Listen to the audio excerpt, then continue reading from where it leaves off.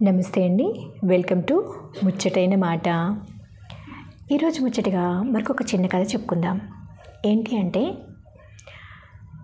పూర్వం రాజ్యంలో విక్రమాదిత్య రాజువారి రాజ్యంలో విక్రమాదిత్యుల వారు ఒకసారి ఒక ప్రకటన చేశారంట. ఏంటి అంటే, తమ పండితులందరిలో కూడా రామాయణంలో ఉత్తమ శ్లోకం ఏంటి అనేది ఎవరన్నా చెప్తే వాళ్ళకి 1000 బంగారు నాణాలు బహుమతిగా ఇస్తాను అని ప్రకటన చేశారంట. అయితే అందరూ కూడా ఎవరిని అడిగినా కూడా రామాయణంలో ప్రతి శ్లోకం ఉత్తమమైందే, మనం ఏ శ్లోకాన్ని కూడా ఇది తక్కువ అని మనం చెప్పడానికి వీలు కాదు అని అన్నారంట.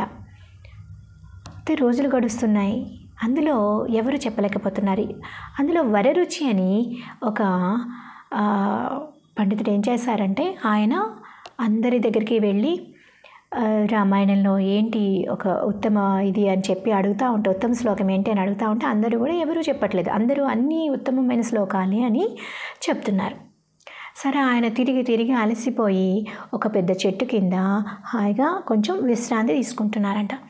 ఆయన విశ్రాంతి తీసుకునే టైంలో వనదేవతలు ఇద్దరు వచ్చి చెట్టుపై కూర్చుని మాట్లాడుకుంటున్నారంట.